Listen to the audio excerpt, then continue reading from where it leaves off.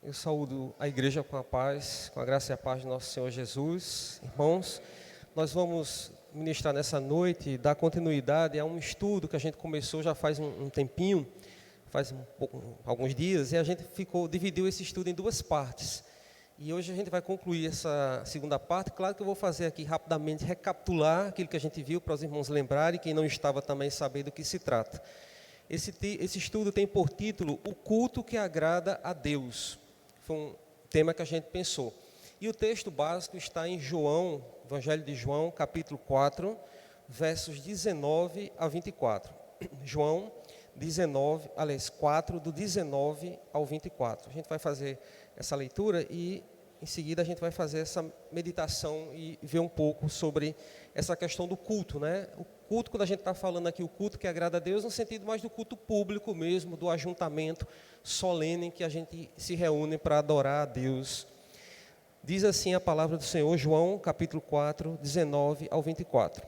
É aquela passagem da mulher de Samaria, né, em que Jesus tem aquela interação com aquela mulher, e diz assim, o versículo 19: Senhor, disse-lhe a mulher, vejo que tu és profeta.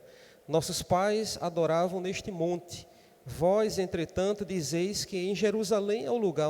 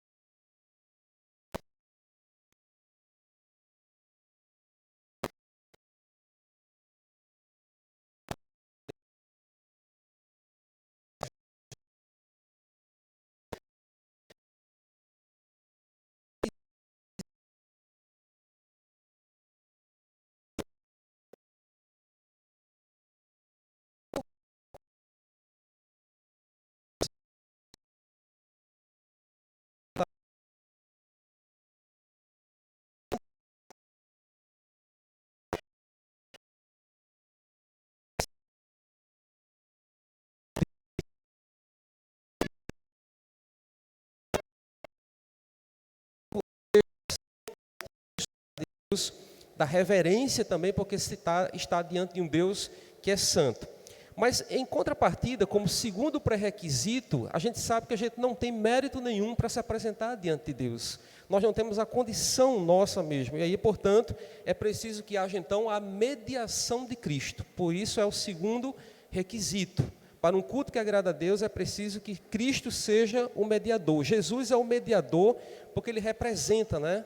Ele está ali fazendo a mediação entre Deus e as nossas vidas, né? Então, o culto verdadeiro, ele precisa ser oferecido a Deus somente por meio de Cristo. Porque, como eu já disse, a gente não tem condição de nós mesmos para isso. O terceiro requisito que nós vimos, indispensável para um culto que agrada a Deus, é o preparo, né? A gente até comentou naquela noite a forma como muitas vezes a gente chega para celebrar, para cultuar a Deus, né? E aí a gente precisa estar com aquele coração, né? Passar o tempo preparando o coração para aquilo que Deus tem a nos falar, a nos ensinar, sabendo uma coisa, que nós é que dependemos de Deus. A gente vem para o culto, para o ajuntamento, sabendo que nós somos dependentes do Senhor, nós precisamos dEle, né? Portanto, nós devemos ter essa consciência de que nós devemos estar com essa atitude faminta, realmente, de aprender do Senhor, de aprender dEle. Então, é o preparo do coração para o culto.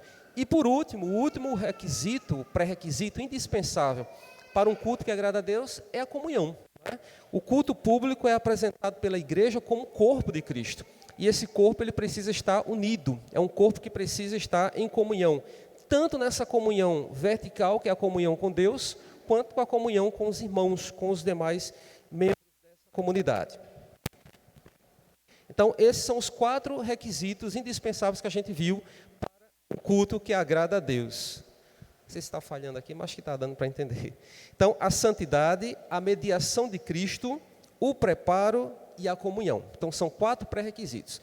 Hoje nós vamos falar sobre 4 características que são indispensáveis, então, para esse culto que agrada a Deus, para a gente poder fechar essa ideia. A gente lê um texto aqui do Evangelho de João que fala sobre adoração, né? E o versículo que a gente leu, chamar a atenção para o versículo 24, ele diz aí, né? Deus é Espírito e importa que os seus adoradores o adorem em Espírito e em verdade. Aquela mulher estava confusa, né? No versículo 20 ela dizia, olha, nossos pais adoravam neste monte, né? Vós dizeis, entretanto, que é em Jerusalém que se deve adorar. E Jesus vai lá e explica para ela que a verdadeira adoração é uma adoração que acontece em Espírito e em verdade. Então, quais são então essas 4 características que a gente precisa entender para esse culto que Deus recebe, culto que agrada ao Senhor?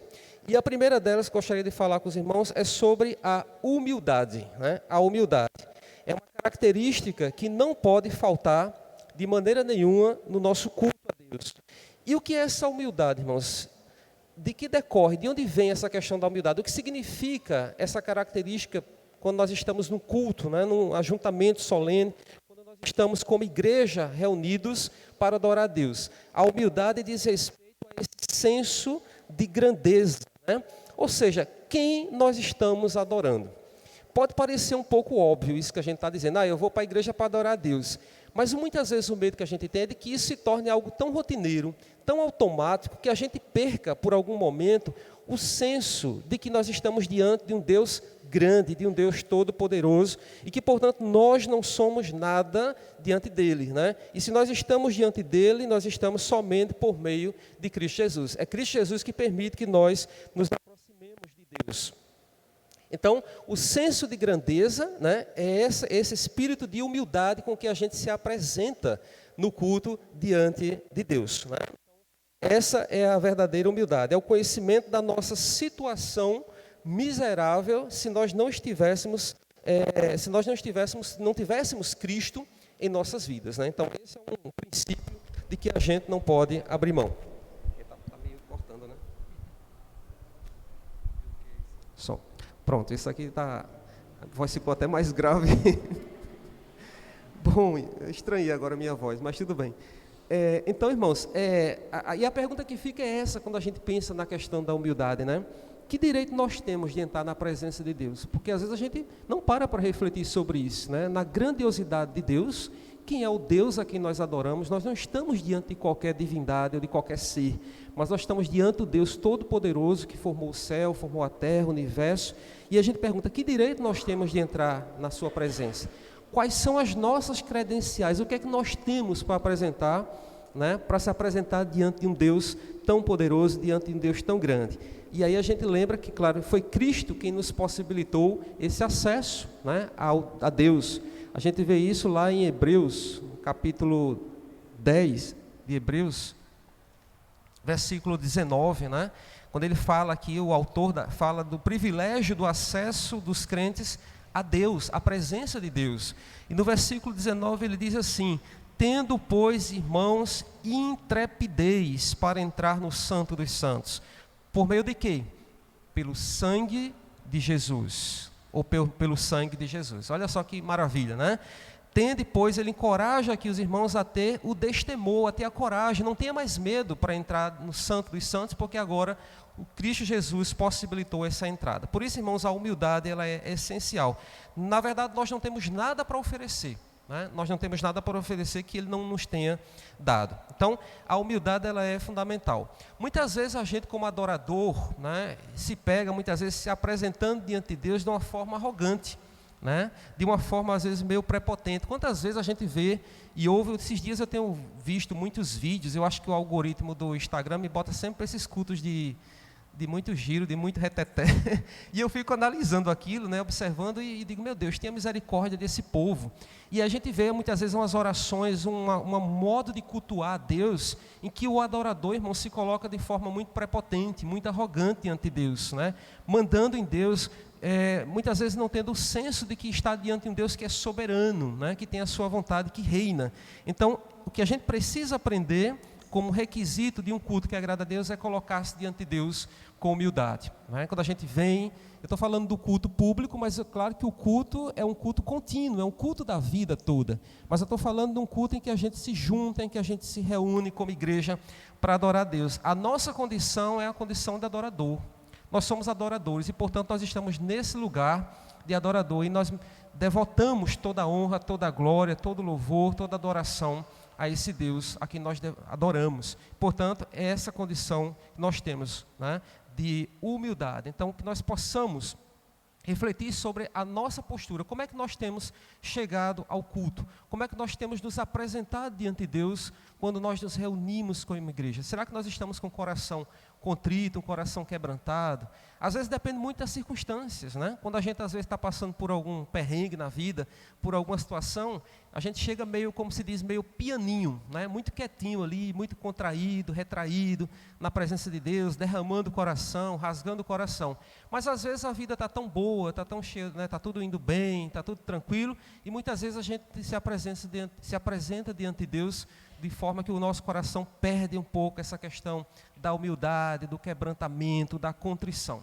Mas que seja em qualquer situação em que a gente estiver, irmãos, que a gente possa se apresentar a Deus com o coração humilde. Que o Espírito Santo nos ajude, né? Porque nós temos a inclinação natural para sermos arrogantes, para sermos prepotentes, e mesmo diante de Deus, que pode parecer uma ideia meio absurda, mas como que eu posso ser arrogante diante de Deus? Mas às vezes a gente age assim, né? Na forma como a gente pede alguma coisa a Deus, querendo que Deus faça, que Deus haja, né? Que Deus, enfim, tome determinadas atitudes que tenham relação com aquilo que eu quero, com a minha vontade, com os meus desejos. E isso é se posicionar de uma forma arrogante diante de Deus, né? E a gente sabe que a gente precisa vigiar o coração para que a gente não caia na armadilha da falta da humildade. Então, colocar-se diante do Senhor, reconhecendo a nossa condição, reconhecendo que o que nós somos é em Cristo Jesus, que nos possibilitou esse acesso, né? Só o fato de nós já termos acesso a Deus por meio de Cristo, né? Toda a cortina, né? O véu do templo foi rasgado de alto a baixo, e hoje nós temos esse acesso maravilhoso a Deus. Então, essa é a primeira característica que é indispensável também para um culto que agrada a Deus. A segunda característica de um culto que agrada a Deus é a espiritualidade. Veja que o versículo que a gente leu, o versículo João 4:24, ele diz aí: Deus é espírito, né? E importa que os seus adoradores o adorem em espírito e em verdade. Ele mostra aqui qual é a forma de adoração, como é que se deve adorar. Se deve adorar em espírito e em verdade, né? E aí a gente fica pensando que o homem carnal, o homem em si, pela sua natureza, ele não agrada a Deus, ele não glorifica a Deus, né? Porque ele está andando segundo a sua própria concupiscência, segundo a sua própria mentalidade, que é uma mentalidade carnal, uma mentalidade de que não foi ainda regenerado pelo Espírito Santo de Deus. Então, irmãos, com relação à espiritualidade, cultuar a Deus de forma rotineira, de costume, como muitas pessoas fazem, muitas vezes a gente também tentado a cair nessa prática, é algo que Deus não se agrada, né? Esse culto que vira uma rotina, que vira um formalismo muitas vezes. Estou falando de formalismo nesse sentido mais negativo mesmo, de um conjunto de rituais que fica automatizado, né? Que a gente se coloca muitas vezes nessa condição. Mas nós somos adoradores e essa adoração ela se dá por meio, em Cristo Jesus se dá de forma espiritual. Então, por ser espiritual, a adoração ela faz com que nós glorifiquemos a Deus pelo que Ele é, reconhecendo, né, a sua grandeza, reconhecendo aquilo que Ele faz, aquilo que Ele é para nós, né, sabendo qual é o verdadeiro conteúdo da nossa adoração. Muitas vezes nos cultos, nas igrejas que a gente vê por aí, a gente hoje tem muitos vídeos que circulam pela internet, e a gente hoje tem acesso a cultos assim, vários cultos, e a gente vê muitas vezes tanto ritual, tanta coisinha que acontece muitas vezes na adoração, no culto, e que aquilo se desvia, né, da verdadeira adoração. Em vez de se adorar a Deus, né, Deus como objeto da adoração, muitas vezes está se adorando a outras coisas, e a gente precisa ter muito cuidado com isso, né? Vigiar para que nosso objeto de adoração, o culto, seja um culto totalmente voltado para a adoração a Deus, né? que nós possamos ter essa mentalidade, não perder de vista nunca isso. Porque hoje existem muitas novidades que estão tomando conta aí, muitas vezes, dos púlpitos das igrejas, a gente tem visto aí. Essa semana mesmo eu estava vendo, como eu comentei, essa questão desses vídeos, né?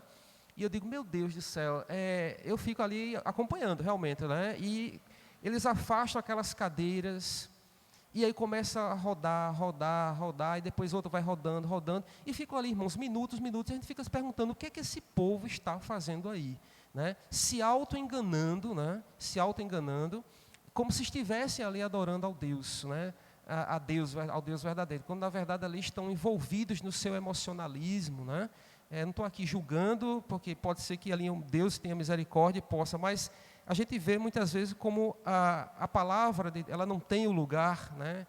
Cristo não tem o lugar central naquele culto, naquela reunião de adoração. E muitas outras coisas acabam chamando a atenção ou distraindo as pessoas. E é isso que a gente precisa ter cuidado, né? O culto, para que o culto não seja trocado por distrações, por coisas que venham roubar a atenção da gente, né?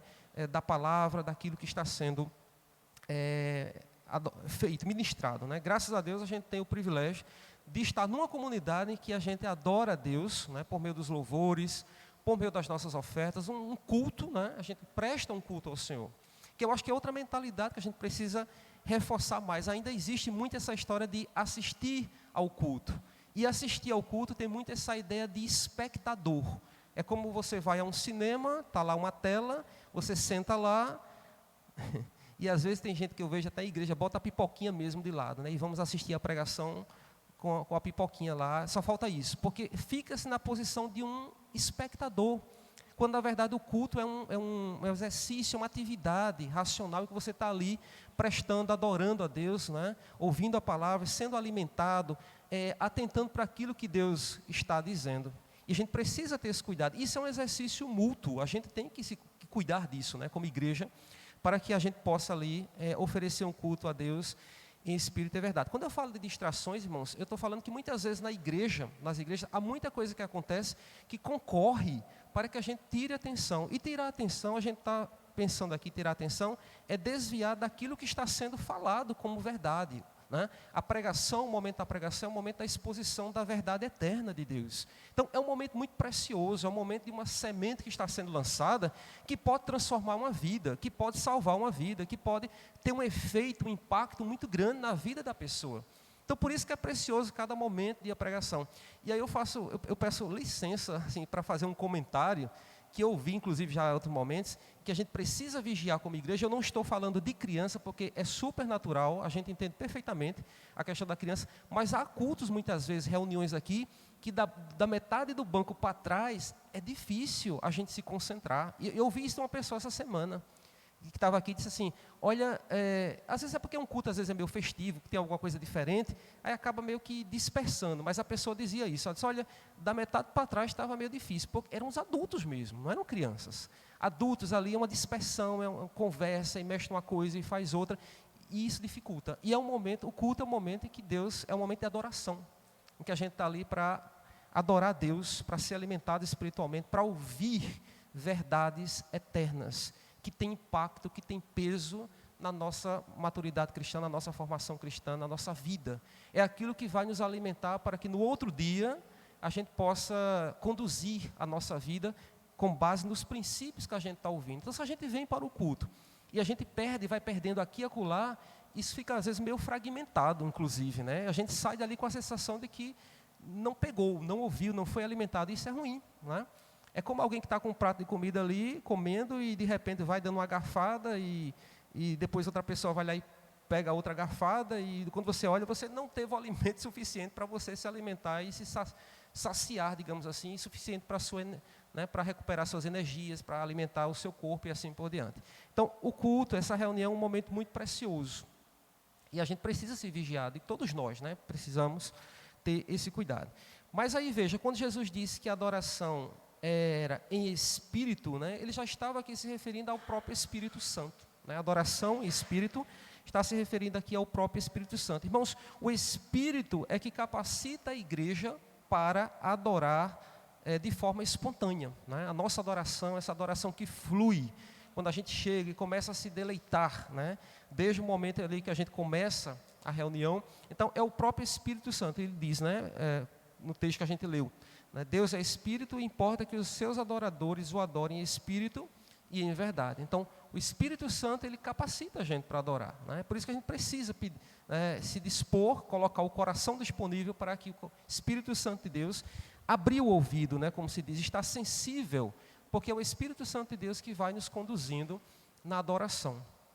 E como a gente tem uma liturgia que é muito focada realmente na adoração, um culto cristocêntrico, todas as partes disso constituem ou cooperam para que a gente tenha ali um momento de adoração pleno, total, né? Desde a oração que é feita, desde o louvor, né?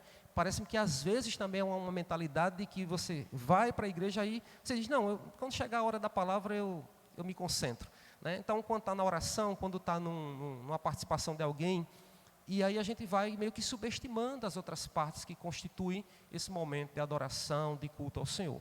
Então, eu acho que a gente precisa amadurecer como corpo de Cristo, como igreja, como comunidade, nesse sentido, né, de ter essa consciência do que é esse momento que é sublime. Como eu já disse, que eu foco principalmente nisso, é o momento em que se comunica a igreja, se comunicam verdades eternas.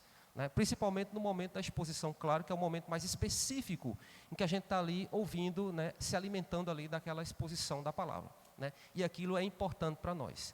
Quantas vezes a gente não está aqui num culto? Às vezes vem uma vez só na semana, um domingo, por exemplo, e aquela palavra que a gente ouve ali, ou até mesmo através do louvor, aquilo ali ela vai durante a semana tendo um efeito, irmãos, tão maravilhoso na vida da gente, né? Nas coisas que a gente vai fazendo, né? O Espírito Santo vai trazendo, vai lembrando. Agora imagine quem está numa reunião dessa e perdeu, por alguma razão, né, ali, não está, digamos, se dispersa ou se distrai por alguma razão. Então, esse é um aspecto que a gente precisa entender. Mas ainda dentro, voltando para essa questão da espiritualidade, que é a segunda característica do culto, né, do nosso culto que agrada a Deus, que é um culto espiritual, que é oferecido em espírito, não é apenas um culto técnico, né, digamos assim, intelectual, né, emocional, pode ser que essas coisas estejam, mas ela é principalmente espiritual. O culto é uma entrega ali que a gente faz em espírito, né? Mas o texto diz que se deve adorar em espírito e também em verdade. E isso aqui é um aspecto muito interessante quando ele diz, porque você tem um princípio aqui fundamental, que é um princípio regulador do culto também, que é o princípio da verdade, né? Então, o culto ele precisa ser feito com o coração em sinceridade. Em sinceridade a Deus. O coração deve ser um coração quebrantado, um coração contrito, um coração que está ali diante de Deus rasgado, né? Eu acho tão bonito quando eu ouço, semana eu ouvi alguém dizendo assim, né, quando alguém está num culto, numa reunião e diz assim, eu estava ouvindo ali, né, a pessoa até fazia esse gesto, ela dizia, eu estava no culto e eu fechei os olhos durante a pregação. Quer dizer, ela fechou os olhos e ficou ali o tempo todo ali ouvindo cada palavra ministrada, e ela falando como ela ia ali dentro, avaliando a vida dela, à luz do que está acontecendo, fazendo o checklist, né? A palavra sendo ministrada, que é isso que a gente deve fazer, quando a gente está diante, abrir o coração diante de Deus e dizer, meu Deus, o coração está assim, eu não vou negar não, a palavra está dizendo isso, está apontando para isso, e o meu coração está assim. Eu digo isso porque muitas vezes a tendência da gente é criar uma rejeição daquilo que a gente está ouvindo, aquilo machuca a gente. Eu já tive essa experiência, acho que todo mundo tem. O coração orgulhoso, né? O coração muitas vezes está ali, aí fica resistindo, mas irmãos, a palavra de Deus ninguém consegue resistir, pode ser que até na hora ali você resista tal, mas ela vai ter depois, ela vai ter um eco, a palavra de Deus vai ter um eco depois, é muito interessante essa questão do eco, ela vai ressoando ali, né, na sua mente, no seu coração, de maneira que você vai sendo ali confrontado com o seu coração, com o meu coração, que é um coração enganoso. E aí o Espírito Santo de Deus se encarrega de mostrar e de quebrar, porque eu acho bonito aquele versículo, acho que, não sei se é em Jeremias, a cabeça não está muito boa, que ele diz que a palavra é como um martelo que quebra a penha, a pedra. Imagina a imagem, né?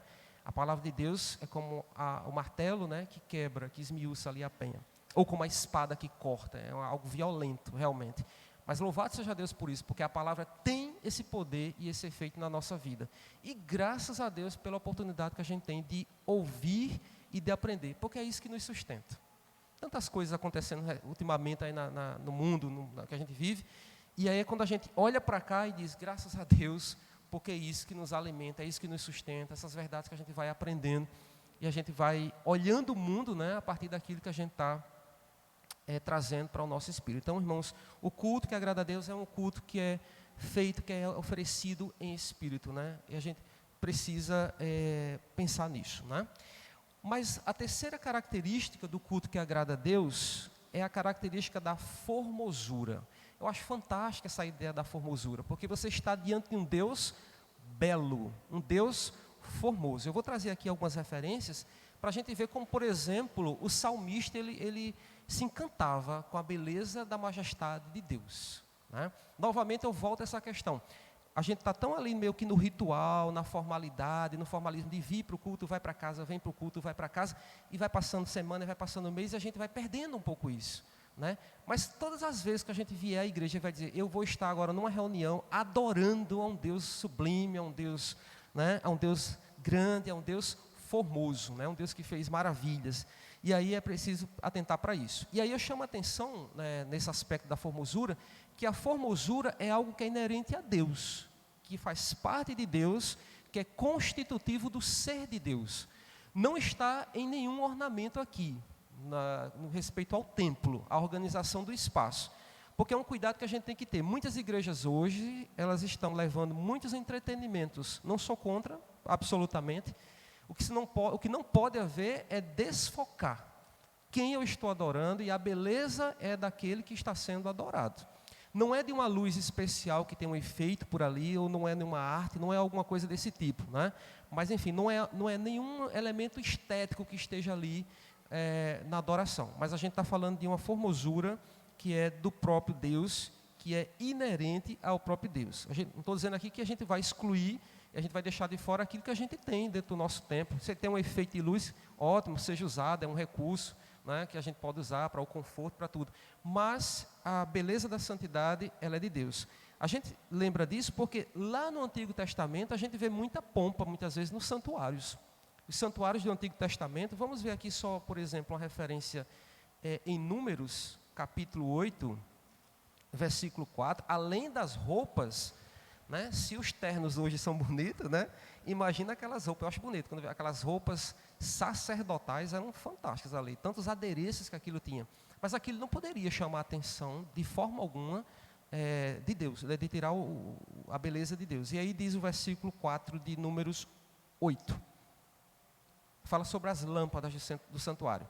O candelabro era feito de ouro batido, desde o seu pedestal até as suas flores, segundo o modelo que o Senhor mostrara a Moisés, assim ele fez o candelabro. Então veja, no Antigo Testamento esses recursos eles eram belíssimos, né, sem dúvidas alguma, mas a gente sabe que a adoração ela não se dá na beleza não é na beleza desses acessórios, mas a beleza do Deus a quem nós estamos adorando. E aí é isso que nós queremos enfatizar, né? Enfatizar essa questão desse termo da formosura. Não é esse aspecto estético que a gente está chamando a atenção, que torna o culto uma belezura, uma coisa linda, mas o que torna, o que é formoso, na verdade, é o Deus a quem nós adoramos. E aí a gente lembra, por exemplo, o que o salmista diz no Salmo 29,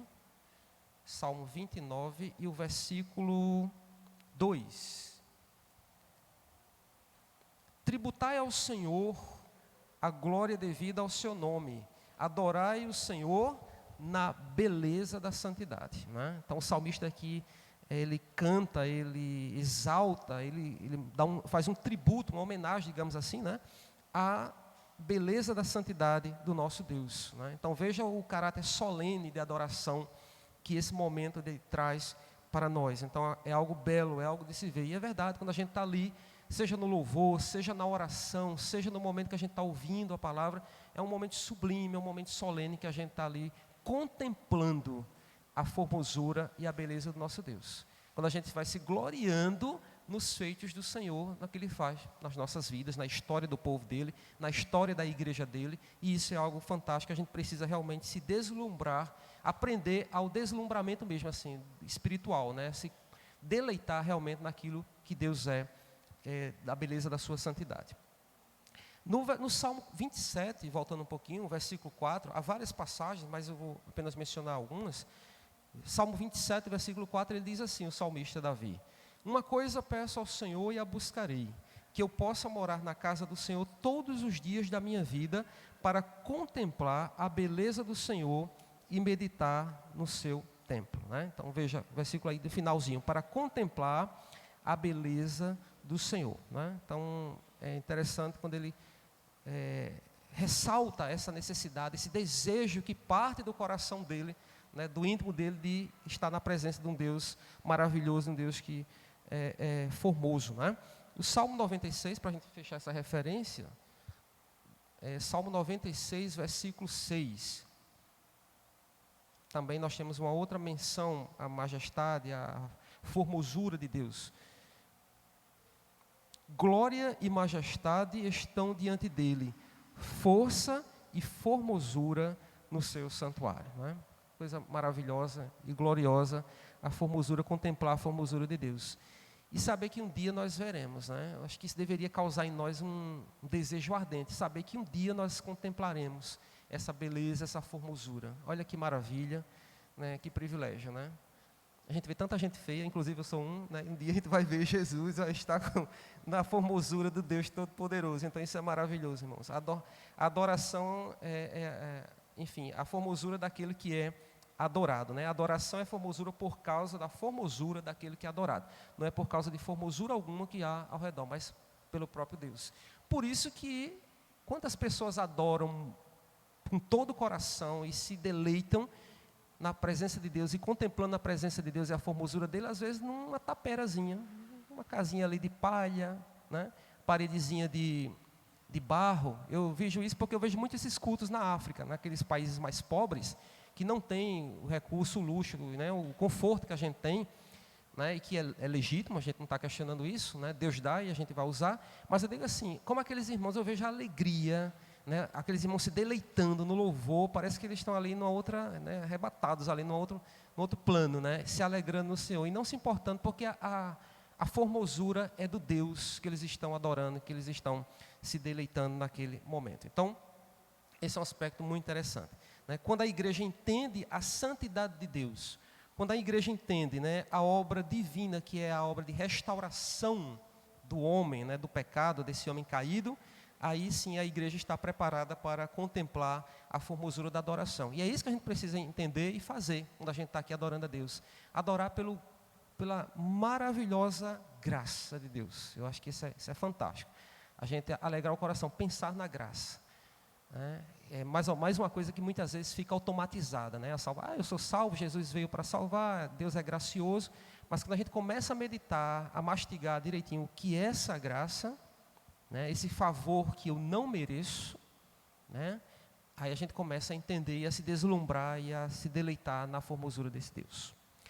Por fim, quarta e última característica indispensável a um culto que agrada a Deus, que eu acho fantástico também, é a festividade. Olha que coisa maravilhosa. O culto é uma festa. É uma festa, né? E essa festa, irmãos, ela é uma festa, uma festividade, porque ela é independente das circunstâncias. Quantos de vocês, quantos de nós não entramos aqui algumas vezes com o coração pesado, problemas, né, de casa, de trabalho, de relacionamentos, etc, etc. Problemas financeiros, problemas de saúde. Mas quantas vezes entramos aqui e de repente a gente começa ali a ser, né, começa a ser ministrado, né, o Espírito Santo de Deus começa a trabalhar em nós, a gente começa a se alegrar, porque a alegria, e aí é a verdadeira alegria da adoração, ela se manifesta independentemente daquele contexto que você está passando, que você está vivendo. É independente, que é isso que muitas vezes causa confusão para as pessoas que estão fora, que não entendem. Por que a pessoa é assim, ela é feliz, ela está alegre, mesmo passando uma vida como ela está passando por essa dificuldade, né? Então, é independente disso. Filipenses, a gente tem um texto muito conhecido nosso, clássico, né? Que é Filipenses 4:4. Quando Paulo, né, escrevendo a Filipenses, diz assim: alegrai-vos sempre. O texto poderia ser só assim: alegrai-vos no Senhor. Alegrai-vos em quem? No Senhor. Primeiramente é no Senhor, não é alegrar-se em qualquer outra coisa, mas é no Senhor.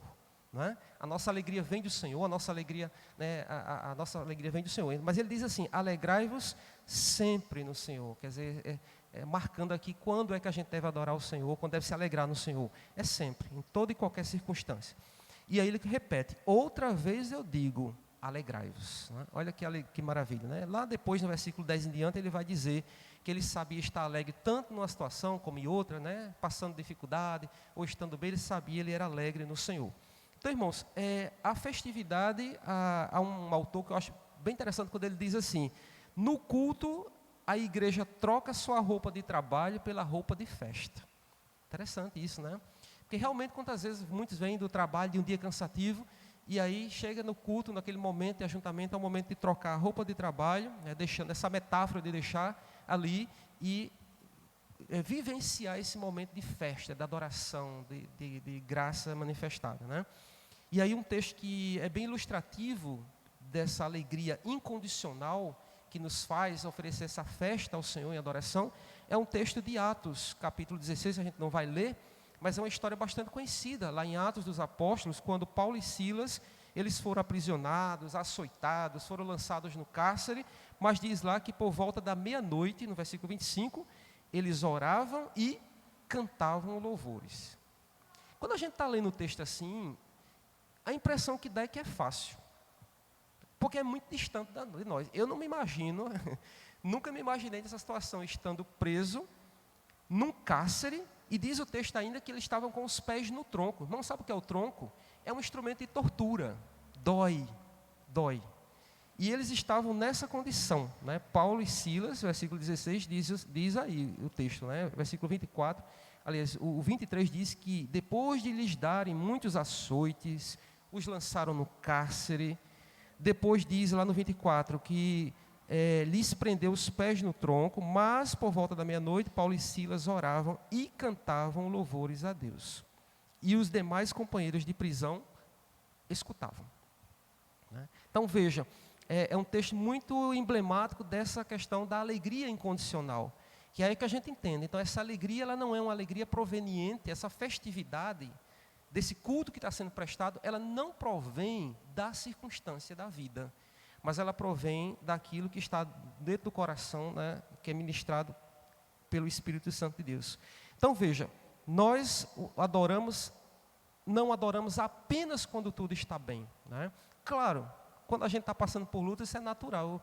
Eu até digo que isso não seria não humano, você está passando por uma luta e não, muitas vezes, entristecer, né? Sentir algum desgosto, é o sofrimento, nós somos humanos, nós vivemos isso. Mas a alegria, ela não é condicionada a esses momentos. Né?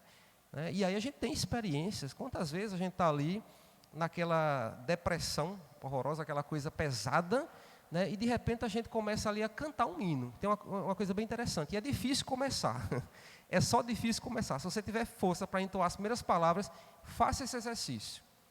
Eu já fiz isso dirigindo, inclusive, né? Na hora bater ali, porque a cabeça está lá, e aí você começa a louvar a Deus, a cantar. Irmãos, é impressionante como Deus vai... É a sensação de que está arrancando ali, dá aquele refrigério, a sensação do refrigério. Então a gente precisa experimentar isso também, esse gozo, né? Essa alegria, que independe do momento que a gente está vivendo. E aí ele diz uma coisa interessante, um autor que ele diz assim, no momento do culto, não nos aproximamos de um Deus irado, mas de um Deus gracioso. Então, olha o motivo da festividade. No culto nós estamos reunidos adorando a Deus a um Deus gracioso, um Deus que nos deu o seu Filho e que nos tirou do pecado, nos tirou da condenação eterna. E não estamos diante de um Deus irado, que aí sim seria motivo para a gente não ter festa nenhuma, mas estamos diante de um Deus. E essa consciência, ela precisa nos acompanhar durante todo o culto. É um culto racional, a gente precisa se esforçar. Eu estou no culto, então eu preciso estar com a minha mente, trazendo isso à minha memória. Né? Estou adorando a um Deus. Né? Eu acho que a gente, às vezes, no culto, em alguns momentos, a gente perde um pouco isso, essa coisa meio que é a questão do espectador. A gente chega, relaxa, só falta pegar uma pipoquinha, né? E ali deixa as coisas acontecendo e você vai olhando, o espectador. Mas o culto exige um exercício. Desde o momento que a gente senta nesse banco aí, A gente precisa exercitar, é um esforço cognitivo, mental e espiritual. A gente começa ali a adorar a Deus, a trazer à memória, né, o Deus gracioso, que é o motivo pelo qual a gente está ali, senão não faria sentido nenhum. Para que eu estou indo a um culto? Por que eu estou me reunindo com outras pessoas? Para quê? Com que finalidade? Se a gente perde essa finalidade, essa consciência dessa finalidade do culto, realmente fica uma atividade em vão. É meio que uma perda de tempo, né, irmãos? Então é isso. No momento da adoração pública, todas essas coisas precisam estar patentes em nossa mente, né? E o desejo de adorar o Senhor com alegria, ele precisa permear toda a igreja, né? Às vezes é um ou outro, não, é toda a igreja. Quando toda a igreja experimenta essa ação, né, da festa, realmente estamos adorando ao Deus gracioso, quando toda a igreja está conectada nesse propósito, a gente vai ver que vai ser realmente algo maravilhoso. Estou falando aqui de emocionalismo, estou falando aqui desse momento de se alimentar, de vivenciar e experimentar esse sentido da adoração, de oferecer um culto. Eu fico muito lembrando no Antigo Testamento, quando era aquela mesmo da oferta mesmo, né? O sacerdote ia oferecer aquela oferta ali em sacrifício, né? De matar o animal e oferecer. E a gente hoje faz isso com o nosso próprio corpo, a nossa própria vida. Então, irmãos, concluindo, né? Para que o culto seja aceito por Deus, ele precisa, né, ter essas características que nós vimos nessa noite, né? No Antigo Testamento a gente tinha muitos rituais, a gente lembra disso, havia muitos rituais que eram realizados, né? E a gente precisa, trazendo hoje para a nossa realidade, né, para esse momento como igreja do Senhor, a gente precisa entender que o nosso próprio corpo, como diz lá em Romanos, né, é esse sacrifício vivo, né, agradável a Deus, né?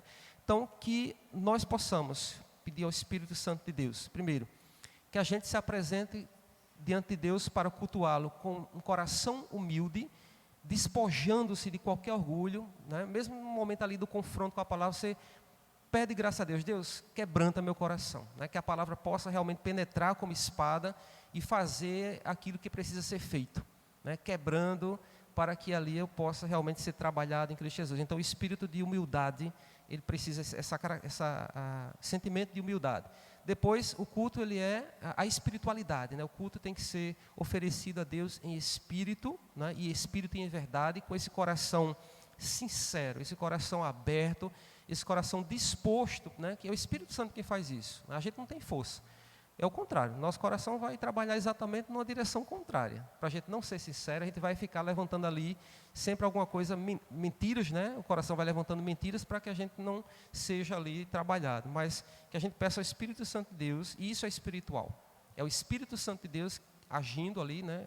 Capacitando a igreja que somos nós, a adorar e a cultuar a Deus com o coração sincero.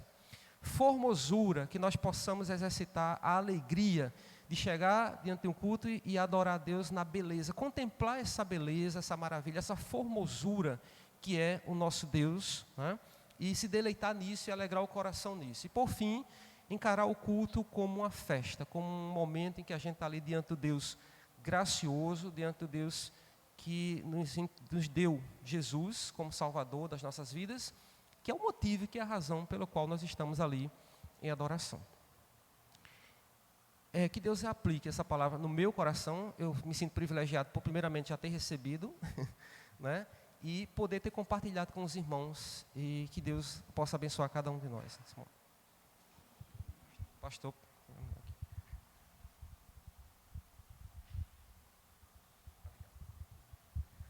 Amém, irmãos. Graças a Deus por aquilo que ouvimos e fomos nessa noite levados a refletir sobre o modo como temos cultuado a Deus.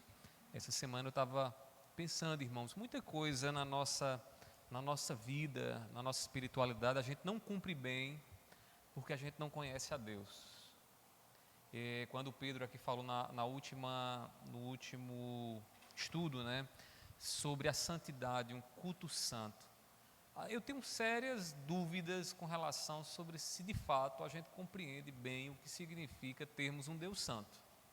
A palavra usada para Deus, kadosh, santo, quer dizer separado.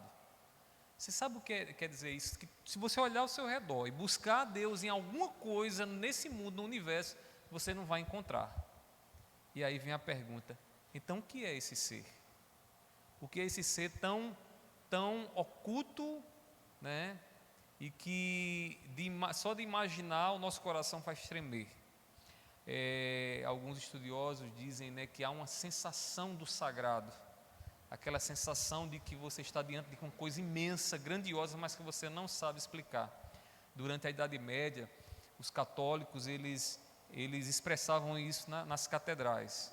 Elas eram feitas com o propósito de, quando você chegar lá, você ser impactado por aquela sensação de que você está diante de algo grandioso, de algo que você não sabe explicar, delimitar, porque ele é maior do que a sua mente, ele é maior do que o que você pode compreender. Sabe o que é isso, irmãos? Isso é a sensação de santidade. Deus é tão santo que ele tem ódio ao pecado. Ele tem ódio ao pecado. O pecado não pode chegar na presença dele e não ser julgado, exterminado, morto. E esse Deus, que é o Deus santo, né, que nós cantamos e nós oramos, é o Deus que a gente precisa conhecer ele. É um Deus que, por mais separado que ele seja de tudo e de todos, ele se abre, ele se dá ao conhecimento. O nosso Deus é tão maravilhoso, irmãos, que ele, em toda a grandeza dele, ele não ficou distante, ele veio para junto de nós. E à medida que ele se aproximou de nós, ele se deu a conhecer. E como Deus se dá a conhecer? Através de Jesus. De maneira que a gente vai conhecendo Jesus, e o conhecimento que temos de Deus em Cristo Jesus nos permite ver coisas em Jesus, irmãos, que assombram o nosso coração. Eu meditava esses dias sobre a cruz de Cristo, né? Meus irmãos, está lá o Deus Santo, a quem nós adoramos e cultuando, revelando a justiça dele na cruz. E o que é que a gente vê na cruz? Deus descarregando a sua ira sobre o seu Filho, né? Porque Deus, ele não aceita ninguém na presença dele que não seja santo. Para Deus não tem aquela historinha de, venha como você está que eu vou lhe aceitar de todo jeito. Não, venha, mas tenha primeiro os seus pecados tratados, castigados, penalizados, porque se você vier em pecado, se você vier com qualquer impureza, a minha santidade te consumirá. Você não vai estar de pé diante de mim. Então, se a gente se relaciona com Jesus, a gente vai conhecendo mais de Deus. E eu vou dizer uma coisa para vocês: se a gente conhecer mais de Deus nesse relacionamento com Jesus, o nosso culto será diferente. Por que é que tem gente irreverente na hora do culto?